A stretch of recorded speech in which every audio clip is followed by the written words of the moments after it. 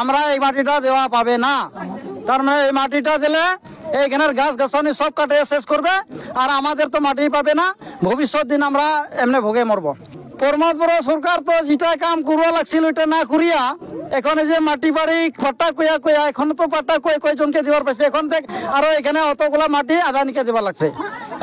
এই প্রমোদ বড় সরকার এইরকম সরকার আজ পর্যন্ত আসে নাই যে এরকম দালালি করিয়া খাবে। আমরা প্রতিবাদ জারি করিয়া রাখবো। দরকার হয় আমার জাতীয় সংগঠন, আমার দলীয় সংগঠন যত আছে সবাইকে ডাকাবো, তাও আমরা মাটিটা ছাড়বো না। মরলে মরবো, তাও মাটি ছাড়বো না।